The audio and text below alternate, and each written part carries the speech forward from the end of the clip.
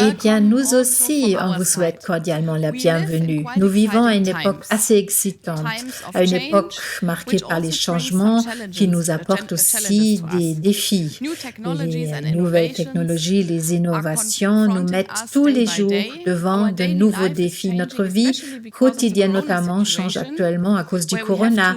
Une situation, nous devons définir des mots comme numérisation, connectivité d'une nouvelle manière. Nous interagissons différemment les uns avec les autres, avec nos familles, nos parents, nos grands-parents, nos amis. Et bien sûr, toute cette situation a des conséquences sur notre économie. Nos entreprises doivent repenser leur modèle économique, doivent trouver de nouveaux modèles.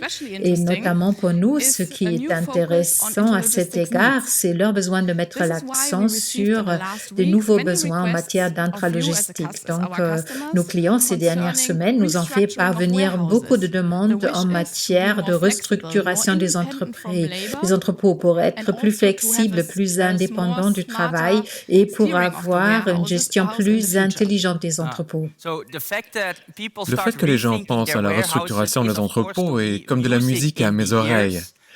Et cela prouve que l'industrie 4.0, eh bien, la numérisation sous forme d'entrepôts automatisés n'est pas seulement un battage publicitaire, ce n'est pas seulement une bulle qui se forme, non, ce n'est même pas l'avenir, c'est la nouvelle réalité en fait. Néanmoins, le chemin pour y parvenir n'est pas des plus simples. Et c'est pourquoi nous allons nous demander aujourd'hui quels sont les obstacles auxquels nos clients sont confrontés pour réaliser leurs objectifs. Et je peux déjà vous dire que les applications sont là. La technologie est là, les analyses de rentabilité positives sont là, et plus important encore, les gens sont là, les partenaires sont là et n'attendent plus qu'à commencer. Cela semble super prometteur, Noé, mais commençons ensemble et bien, faisons les choses étape par étape. D'abord, on voudrait savoir où est la ligne de départ. Quelle est la situation actuelle sur le marché? Donc, nous avons demandé à 150 de nos clients dans quelle mesure leur procédé de manutention devrait être automatisé en 2025. Par quel pourcentage? Eh bien, les résultats, vous pouvez les voir ici en arrière-plan. Il y a donc en bas de l'échelle le niveau d'automatisation de 0 à 100%. Donc, vous voyez, il y a des clients qui sont très ambitieux. Ils veulent vraiment atteindre une automatisation à 100% en seulement 5 ans. C'est vraiment impressionnant. Les raisons sont évidentes.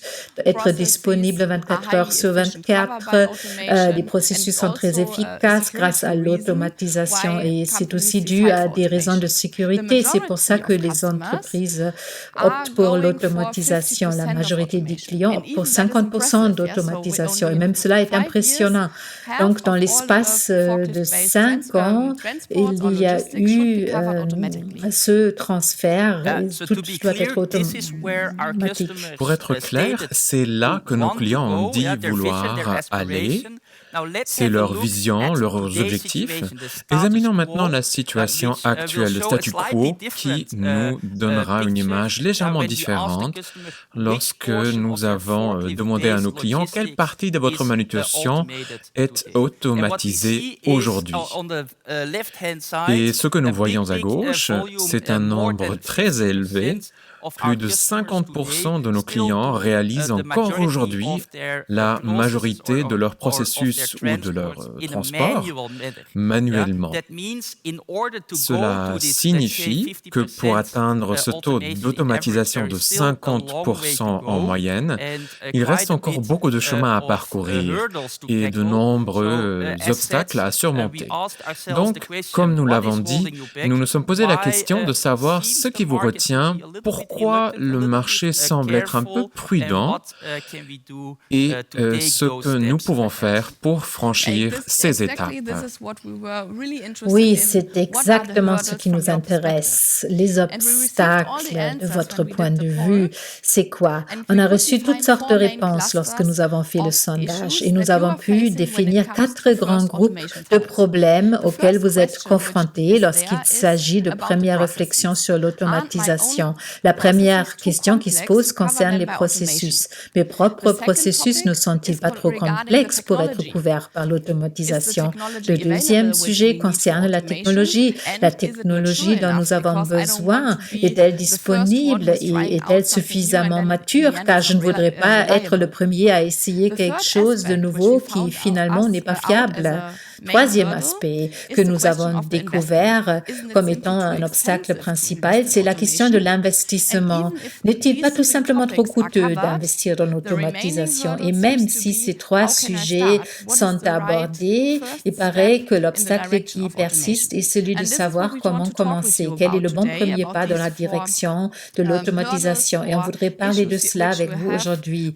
Ces 4 obstacles ou problèmes qui vous empêchent d'être déjà dans l'avenir, déjà dans le monde où vous voulez être d'après le sondage. On commence avec le premier obstacle. Voilà, il s'agit des processus. Sont-ils trop complexes dans votre entreprise? C'est pourquoi nous avons préparé un entrepôt pour vous. Je voudrais vous montrer quelques cas d'utilisation et je suppose l'un ou l'autre de ces cas, vous les connaissez par rapport à ce que vous avez dans vos propres entrepôts. Donc, on commence par le premier cas d'utilisation, c'est le train de remorque. Vous le voyez là dans le coin supérieur à droite. Ce remorqueur est en route vers la production pour approvisionner la production palette. Et bien sûr, ici, dans la vidéo, vous voyez la version automatisée de celui-ci. Ce n'est pas seulement le chariot qui roule automatiquement. Ce sont aussi les châssis qui sont équipés de convoyeurs pour que les palettes puissent être transférées automatiquement vers la ligne de production. Et les palettes vides peuvent être enlevées avec le terrain de remorque dans le même type de processus. Le deuxième cas d'utilisation que nous aimerions regarder, c'est dans le stockage normal. Vous le voyez là-bas. Là, vous avez un chariot à main retractable. C'est un modèle de véhicule assez courant que vous êtes sans doute nombreux à l'avoir chez vous. Vous pouvez voir dans la vidéo, par ce biais-là, vous pouvez stocker, récupérer des palettes dans des entrepôts standards. Mais ce qui est également possible avec ce chariot, c'est de construire un stockage en bloc. Donc voilà, vous pouvez construire un entrepôt de stockage en bloc ou bien ça déjà de manière automatisée. Et si vous voulez avoir un entrepôt plus élevé, eh bien, il y a pour vous le système pour aller très étroit. Chez nous aussi, dans notre entrepôt, nous avons un tel système. C'est le chariot pour aller très étroite. Donc, avec ce chariot VNA, il est possible de stocker et de récupérer des palettes de manière entièrement automatisée. Donc, ce type de chariot ne quitte généralement pas son rayonnage. Ils sont très grands et restent généralement dans le système de rayonnage. Vous avez une interface avec un autre véhicule de transport qui prend les palettes en charge. Et là, vous le trouvez aussi dans notre entrepôt. C'est là en bas un gerber. Comme je viens de le dire, ça pourrait prendre des palettes des chariots système pour aller très étroite et les amener, par exemple, dans la zone de départ. Ce chariot peut également stocker les palettes sur une rangée pour les préparer à la distribution. Un autre cas d'utilisation où vous pouvez utiliser ce type de véhicule est celui de la production et de l'approvisionnement. En fonction de la performance, vous pouvez donc opter soit pour un train remorqueur automatisé ou pour un empileur de palettes à grande levée automatisé. Alors, ça c'était les 4 cas d'utilisation. Il en reste un 5e, c'est le processus de prélèvement. Et comme c'est un bébé à toi, je te rends la parole. Oui, donc c'est la dernière génération de chariots de préparation de commandes. C'est un robot, une machine entièrement autonome qui facilite un processus manuel. Cela signifie, si l'on y regarde de plus près, que le préparateur de commandes se déplace le long des allées de préparation de commandes pour sélectionner les produits nécessaires et que le véhicule le suit pour permettre à l'opérateur de déposer les produits au bon endroit. Vous éliminez donc une grande partie de conduite manuelle, vous économisez du temps et vous rendez le processus beaucoup plus ergonomique pour l'opérateur. Je dirais donc, Marina, le mélange parfait entre l'homme et la machine de l'autre Oui, côté. 5 cas d'utilisation intéressants dont nous venons d'entendre parler, mais il y a aussi la question des conditions préalables. Ça a l'air très lisse, très facile, toutes ces opérations qui se déroulent, mais je peux vous dire, eh bien, ça existe vraiment, c'est la vérité. Ces clients ont également dû discuter avec nous de certaines conditions préalables. On a dû fixer des règles pour que ces chariots automatisés puissent fonctionner parfaitement. L'une des conditions préalables est le chargement. Nous devons définir le type de chargement que nous aimerions manipuler. Quel type de porte-charge y a-t-il? Un porte-à-faux? Nous devons donc vraiment être conscients de ce que vous voulez manipuler, les prédéfinir afin d'éviter les perturbations plus tard. Après, on doit parler de l'environnement dans lequel on veut utiliser ce type de chariot. Il y a une demande pour la qualité de votre sol et aussi, eh bien, pour les environnements. Est-ce qu'il y a de la poussière? La température aussi joue un rôle. Aussi, les installations de stockage. Nous avons besoin d'une certaine largeur dans les allées afin d'avoir assez d'espace pour passer au travers avec nos chariots automatisés. Alors, toutes ces conditions doivent être remplies. Un autre aspect, c'est bien sûr le retour sur l'investissement, car pour vous, eh bien, c'est seulement logique d'investir dans un tel système s'il y a un retour rapide sur l'investissement. Ce qui vous sert, c'est d'avoir un fonctionnement de plusieurs équipes. Dans le meilleur des cas, il s'agit d'un système 24 heures sur 24. Là, ça se rentabilise vite. Si vous travaillez seulement avec une équipe, ça prend plus de temps pour que vous ayez le retour sur l'investissement.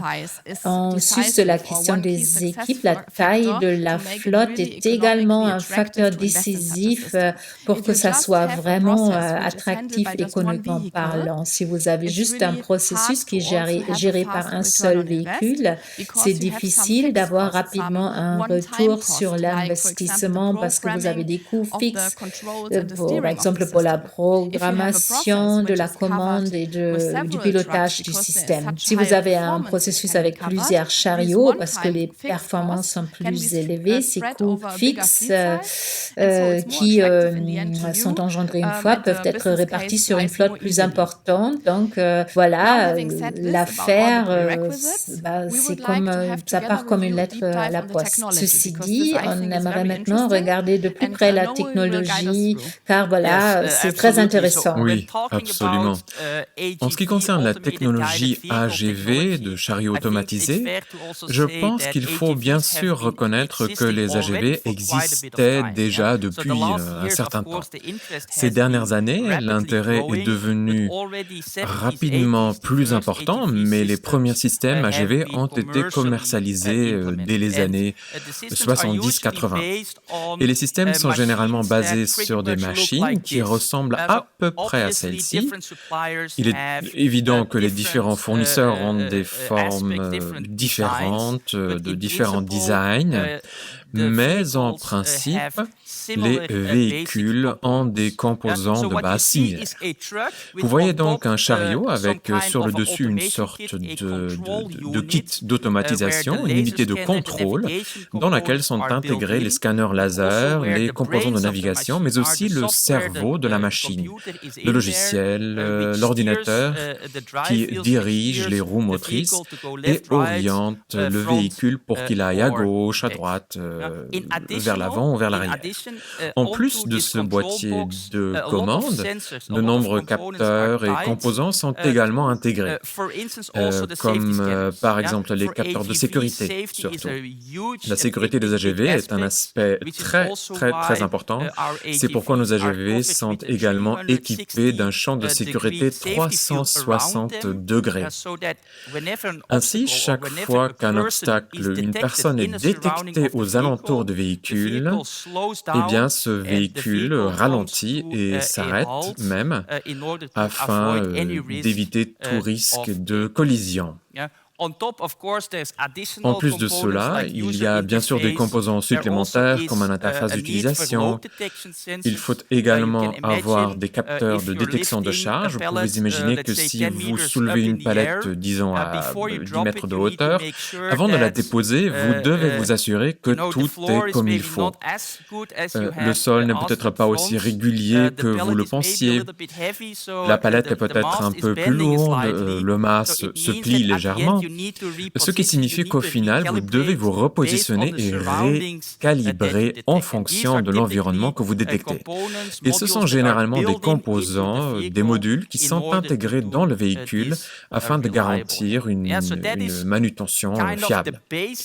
C'est donc en quelque sorte la base de ce qui est intégré dans ce type de machine, mais au courant des dernières années, il y a eu énormément d'avancées dans ce domaine. Et ce n'était pas seulement finalement les grandes entreprises d'AGV que tout le monde connaît, qui ont investi et mené des projets de recherche. Il y a aussi des centaines de startups, des centaines d'entreprises dans le domaine de la technologie et des logiciels qui bousculent les domaines que vous pouvez voir ici. Beaucoup d'entre elles peuvent être assez déroutantes. Il se peut même qu'un bon nombre de ces entreprises fassent également des déclarations contradictoires. Donc, choisissons certains des domaines que vous voyez ici pour nous intéresser de plus près. L'un d'entre eux que j'aime beaucoup et que le client aborde assez souvent est la flexibilité du DIY, du do-it-yourself, la flexibilité du faites-le vous-même, littéralement. Comme les environnements de travail sont souvent modifiés et que les exigences de production doivent être flexibles, les clients souhaitent souvent être capables de modifier eux-mêmes la disposition, de modifier l'emplacement des points de transfert, de changer le sens de la conduite, etc. C'est typiquement un des domaines où beaucoup de progrès est fait, où beaucoup de développements sont réalisés, ce qui est assez fort en contraste avec, disons, la façon dont la plupart des systèmes fonctionnent aujourd'hui, avec des itinéraires fixes et où, pendant 10-15 ans, peut-être, le véhicule se déplace sur le même itinéraire. Quasi indissociable de cette idée de flexibilité est l'envie que le tout soit réalisé rapidement. Tout le monde rêve d'une réalisation à grande vitesse où le temps que les ingénieurs passent sur le site est réduit au minimum absolu. Vous savez que les ingénieurs en robotique, les ingénieurs d'application, les ingénieurs dans le logiciel sont des personnes souvent difficiles à trouver. En plus, il y a bien sûr un prix à payer pour qu'ils passent sur les sites et c'est quelque chose que les entreprises ont tendance à minimiser, à réduire et à optimiser autant que possible. Et ce, à travers le développement de nouveaux outils, le développement de nouveaux logiciels, pour permettre une installation vraiment facile et rapide. Et probablement l'un des éléments les plus importants pendant ce temps d'installation est le type de navigation. Et je pense que le sujet le plus brûlant dans le domaine de la navigation serait probablement la navigation SLAM, SLAM. Cette navigation SLAM signifie Simultaneous Localization and Mapping, donc la localisation et la cartographie simultanée. Je pense qu'on peut dire que la plupart des véhicules actuels fonctionnent avec une navigation laser standard, disons. Cela signifie qu'il y a un scanner en haut qui, en fait, balaie les alentours du véhicule. Il balaie vers différents réflecteurs fixes, il mesure les distances, les différents angles. Et puis, grâce au truc là de Pythagore, je pense que beaucoup d'entre vous s'en souviennent encore des bancs du lycée, le théorème de Pythagore aide le véhicule à déterminer sa position exacte. Avec la navigation SLAM, on fait un bond en avant. En scannant l'environnement, et pas uniquement les réflecteurs, hein, mais aussi, disons, le sol, les murs, les piliers, peut-être le plafond, des lampes. Vous pourrez en fait utiliser pratiquement tout ce que vous pouvez voir autour de vous pour déterminer où vous vous trouvez. Bien sûr, si vous vous orientez en fonction de votre environnement, vous devez savoir ce qui vous entoure change également. C'est une possibilité. Il se peut que quelqu'un mette une palette devant le pilier.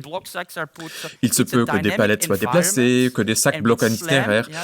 Ce qui nous entoure est dynamique. Avec la navigation SLAM, la localisation et la cartographie simultanée, ces données actualisées des capteurs sont renvoyées dans le nuage numérique ou transférées au gestionnaire afin de fournir les dernières informations aux autres véhicules et ainsi servir de repère de localisation.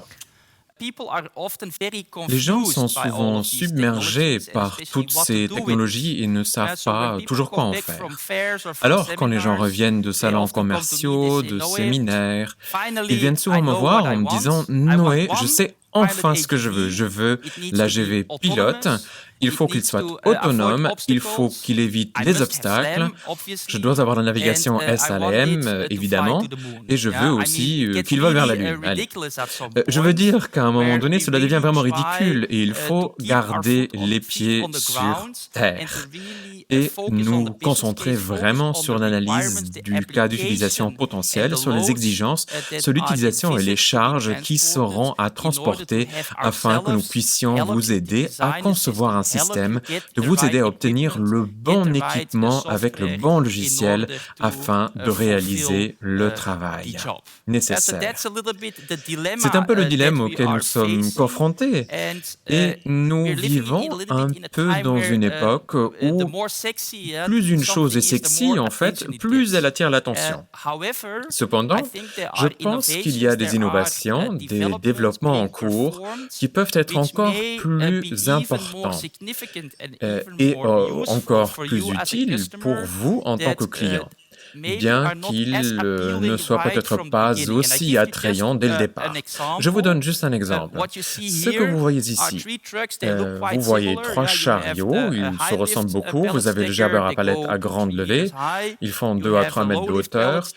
Vous avez un transpalette juste pour faire des manœuvres au sol. Et le 3e véhicule est destiné à une application complètement différente. C'est un chariot tracteur qui se déplace comme un train de remorque. Il s'agit d'une approche rationalisée où les produits et les palettes sont déplacés à travers les lignes de production. Et bien que les applications soient très différentes, vous voyez que tous ces véhicules se ressemblent beaucoup. Et cela va même un peu plus loin. Ces véhicules sont construites dans les mêmes usines avec en grande partie des composants similaires et où les chariots de base standards peuvent déjà être équipés d'une interface d'automatisation, comme nous l'appelons, sur laquelle nous pouvons installer des modules d'automatisation. Vous voyez donc sur le dessus du véhicule un arc avec un boîtier en haut, et dans ce boîtier se trouve le cerveau. Vous avez les commandes, la direction et tous les composants de navigation qui commandent le chariot et le dirigent. Et c'est un grand avantage. Les différents cas d'utilisation peuvent être réalisés par un seul bloc avec un module de technologie réutilisable qui est le même pour tout type d'utilisation. Vous avez les mêmes pièces de rechange, vous avez la même maintenance et cela permet aussi de rendre ce genre de véhicule beaucoup plus accessible, de les produire en plus grand nombre, de réduire également le temps de construction et de commencer à réduire encore plus les coûts de production. C'est super. Alors, d'une part, c'est nécessaire, d'après ma compréhension, pour qu'on puisse répondre à vos attentes, tel que ça a été dit dans le sondage. Vous voulez vraiment que le sujet de l'AGV soit important. Vous voulez remplacer 50% de vos procédés par ces produits. Donc, nous devons être en mesure de les produire dans une telle quantité. Et cette industrialisation de différents produits nous donnera la capacité de fournir ce qui est nécessaire sur le marché dans les années à venir. Et l'autre sujet mentionné, c'est l'investissement. Et c'était le troisième obstacle que vous, les clients, vous avez mentionné. Vous avez demandé, n'est-ce pas trop cher? Vous avez dit, l'industrialisation, c'est une des clés de la réduction des coûts. Peut-on regarder de plus près? Oui, tout à fait. Et bien sûr, nous n'allons pas vous donner un prix définitif ou un système ou design définitif que vous pouvez acheter aujourd'hui. Ce n'est absolument pas l'objectif. Mais nous avons constaté que beaucoup de clients ont du mal à s'imaginer les ordres de grandeur approximatifs auxquels il faut s'attendre lorsqu'on planifie ce type de système. Je vous donne donc juste quelques indications. Lorsque nous commençons avec le plus petit ensemble de chariots automatisés, je ne parle pas des préparateurs de commandes, je parle des AGV qui se déplacent sans qu'il y ait quelqu'un à côté 24 heures sur 24, 7 jours sur 7. Ces types de véhicules, en fonction du revendeur, évidemment, où vous l'achetez, mais je pense que nous connaissons bien le marché, donc l'écart de prix n'est pas si grand que ça en général. On parle d'une fourchette de prix de 60, 65, peut-être 70 000 euros pour la machine, pour le chariot. Donc, si vous regardez par exemple le Gerber ici, ces machines effectuent chacune 12 à 15 transports par heure. Donc, si vous deviez appliquer, disons, 40 déplacements de palettes par heure, ce qui correspond à 3 véhicules à 65, c'est environ 200 000 euros. Plus, bien sûr, la nécessité d'intégrer le tout avec un logiciel, avec la gestion de projet, avec la mise en service, etc. Il faut donc y ajouter à partir de 100 000, 200 000, peut-être 300 000 euros et plus pour les applications vraiment plus grandes et plus complexe. Cela devrait donc vous permettre, pour ces petites machines, d'estimer assez rapidement votre retour sur investissement. Bien sûr, nous allons aussi un peu plus loin. Nous avons la classe des chariots à main rétractables ou des chariots similaires. Ce sont des chariots qui vont un peu plus haut, 7, 8, 9, voire 10 mètres de hauteur, avec des charges de 1000, 1500, 2 tonnes, 2 tonnes et demie. Donc des charges vraiment lourdes, ce qui explique aussi un véhicule plus robuste et donc plus coûteux, évidemment, dont le prix se situe entre 110 et 150 000 euros. Donc une gamme assez large, bien que ça dépende de la complexité d'application, la hauteur de levage et le poids, évidemment, ce qui correspond à peu près au facteur 2, comme le double du prix des petites machines. Puis, allons encore plus loin. Ce qui est couvert par les chariots pour aller très étroites, les VNA, dont leur abréviation anglaise, ils montent 11, 12, 13 mètres, donc très haut dans les airs. J'en ai conduit un jour, il y a quelque temps, et c'est vraiment effrayant. Ils ont évidemment un prix plus élevé, donc 160, 180, 200 000 euros. Dans cette fourchette de prix. Donc, c'est environ 3 fois le prix des toutes petites machines. C'est donc juste pour vous donner une petite indication et pour vous aider à estimer votre solution de manutention. Et quand nous faisons cet exercice avec nos clients, nous constatons qu'ils finissent généralement par avoir 1 an et demi, 2, parfois 3 ans. S'il y a beaucoup d'équipements fixes, disons, vous pouvez aller jusqu'à 4 ans de retour sur investissement.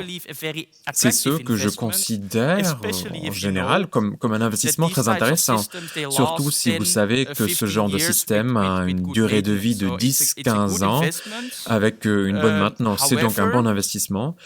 Cependant, il faut reconnaître qu'il s'agit d'une somme d'argent importante. Pas toutes les entreprises ont la possibilité, surtout en ces temps, de mettre immédiatement autant d'argent liquide sur la table. Pour ce cas, il existe aussi les solutions financières comme le leasing et les options de crédit bail, où la difficulté dans le passé a souvent été de louer le paquet complet. Il y a donc bien sûr une longue histoire dans le domaine du leasing des chariots de base, mais en plus des machines de base, il y a les kits d'automatisation. Vous avez les logiciels, vous avez les ressources nécessaires pour la mise en œuvre du projet, pour la mise en service. Vous avez peut-être des rayonnages en plus, des convoyeurs, vous avez un service à fournir au fil des années, vous avez un pré-investissement, un préfinancement à faire. Il y a donc beaucoup d'éléments qui peuvent être ajoutés et que nous pouvons combiner en un seul paquet et faire une offre de leasing de ces systèmes pour 5, 6, voire 7 ans pour éviter que vous n'ayez dès le premier jour à mettre tout le capital sur la table directement. Oui, donc je pense qu'il est juste de dire que les études de cas sont bonnes. Il y a des moyens créatifs pour faire en sorte que cela ne fasse pas trop mal en termes d'investissement, mais je pense qu'il y a un troisième élément qui est beaucoup plus difficile à rendre tangible. Il s'agit des avantages non financiers. Et même dans les pays où les coûts de la main-d'œuvre sont moins élevés qu'en Allemagne, par exemple, de plus en plus d'entreprises investissent massivement dans l'automatisation. Simplement en raison du manque de personnel qualifié et à cause du manque de personnel au mauvais moment, en fait, et au mauvais endroit. Les gens ne veulent pas travailler pendant la nuit, les gens ne veulent pas travailler à Noël, en pleine saison pourtant. Il y a donc une grande dépendance qui peut vraiment nuire à votre activité et que l'on peut assez facilement résoudre grâce aux solutions automatisées. Comme nous l'avons dit, il y a beaucoup de données que les chariots échangent entre eux. Ces données sont enregistrées et en gros, vous avez une trace de tout ce qui a été déplacé dans votre entrepôt sur une période donnée. Vous pouvez voir où la palette a été stockée il y a 5 ans et voir où elle a été déplacée, par exemple. Il y a donc beaucoup de transparence, beaucoup d'analyses que vous pouvez faire. Vous pouvez ainsi également perfectionner encore plus votre activité et voir ce qui se passe dans votre entrepôt. La sécurité du personnel est, à mon avis, celle qui est la plus difficile à quantifier financièrement. On ne peut pas mettre un prix sur la sécurité, en fait, jusqu'au moment d'un accident, en tout cas. Et comme je l'ai dit, nos véhicules sont équipés des technologies les plus récentes en matière de sécurité. C'est pourquoi nous attachons beaucoup d'importance à ce que les environnements dans lesquels les gens travaillent soient aussi sûrs que possible. Et puis, il y a aussi les dégâts. Je pense que c'est évident. Nous vendons beaucoup de services de maintenance pour les chariots manuels. Nous vivons aussi du fait qu'ils soient endommagés, mais ce n'est pas quelque chose que vous aimez, ce n'est pas quelque chose que vous voulez. Et c'est également quelque chose que vous pouvez éviter en ayant des machines automatisées qui n'ont aucun risque de heurter les obstacles et qui ne risquent pas non plus d'endommager les produits destinés à vos clients. Et bien sûr, endommager un produit a également un coût, mais aussi le fait que ce produit ne soit plus disponible. Ou si vous expédiez un produit endommagé à un client, cela a également un impact sur sa satisfaction et sur votre relation à long terme avec ce client. Le dernier point est la rationalisation, la clarté. C'est quelque chose dont vous ne pouvez pas convaincre quelqu'un en avance. Mais tous les clients qui ont mis en place des systèmes sont souriants et heureux. Ils sont contents de voir que les robots font le travail à leur place, que le sol est propre, que les lumières sont éteintes et que tout fonctionne comme sur des roulettes littéralement sans qu'ils aient besoin de s'en occuper. En résumé, il y a de nombreux avantages, je crois, même probablement beaucoup plus que ceux présentés aujourd'hui. Mais il me semble néanmoins que les clients, le marché se retiennent encore un peu. Alors, Marina, que devons-nous faire pour aller plus loin? Eh bien, nous voici au quatrième et dernier obstacle. obstacles déjà mentionnés au début. Et je pense que nous le savons tous. On connaît ça par notre comportement dans la vie privée. Des fois, nous avons l'intention de faire quelque chose. La décision a été prise. Nous avons bien compris tous les avantages qu'il y a à obtenir, mais nous ne faisons tout simplement pas le premier pas. Et cela pourrait aussi être le cas des entreprises qui veulent se lancer dans l'automatisation. Ils ne savent pas par où commencer. Eh bien, d'abord, il faut choisir le bon partenaire pour le faire, car les projets d'automatisation sont également liés à des risques. Vous avez vraiment l'intention de changer beaucoup de choses dans votre fonctionnement. Vous ne changez pas ça avec quelqu'un en qui vous n'avez pas confiance. Donc ça, c'est un choix très individuel. Il faut trouver quelqu'un avec qui vous pouvez former une équipe qui vous accompagnera à travers la jungle, alors pour que vous puissiez travailler ensemble. Chez Stihl, nous avons également établi un plan pour vous guider dans ce processus du mieux possible de notre point de vue. Je voudrais vous montrer comment nous avons créé notre structure pour vous servir dans ce voyage vers l'automatisation.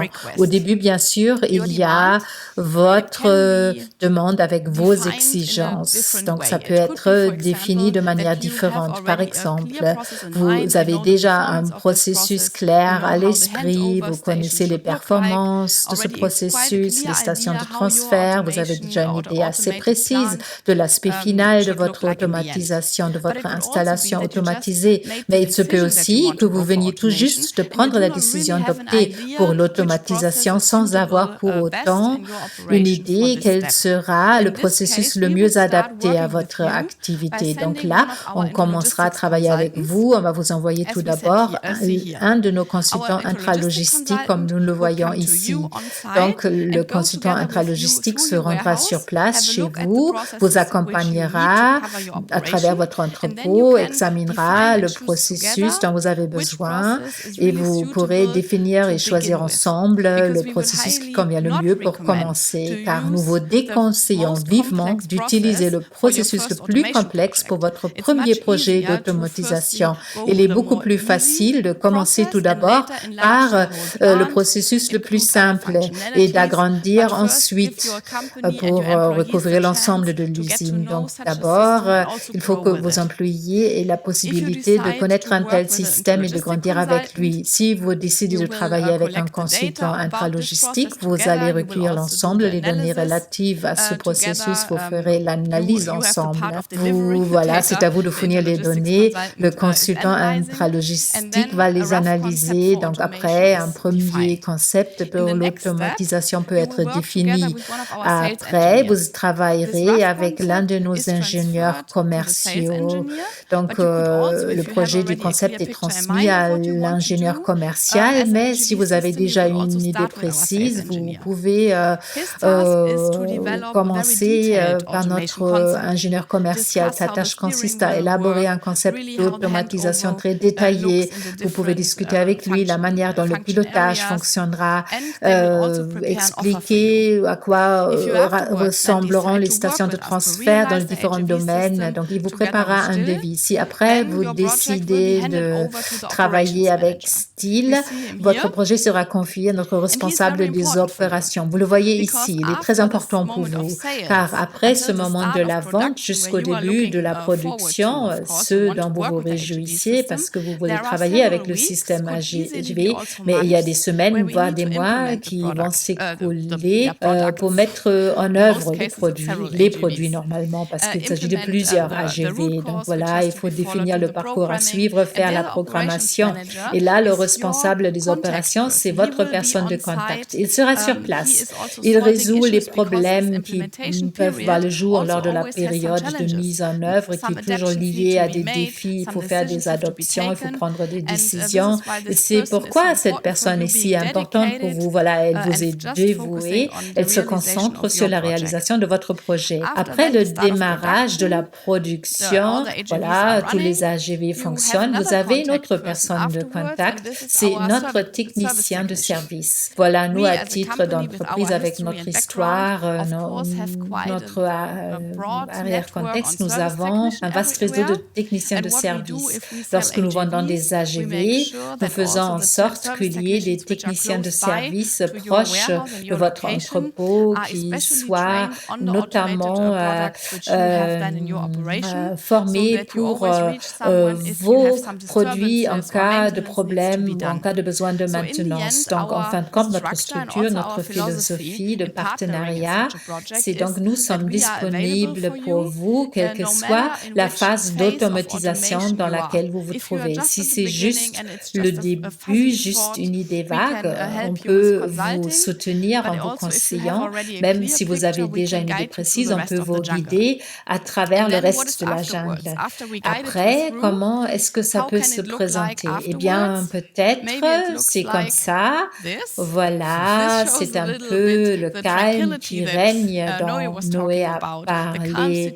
Voilà, on est détendu, on travaille dans un entrepôt, donc on est détendu. Mais non, il faut être sérieux. Nous sommes dans l'intralogistique. Alors, on veut partager quelques impressions dans des usines, ce que nous avons donc déjà réalisé. Vous allez obtenir un système de travail qui fonctionne. Voilà, nous sommes là pour vous soutenir afin que vous puissiez trouver le chemin à travers la jungle. On veut être votre partenaire de choix.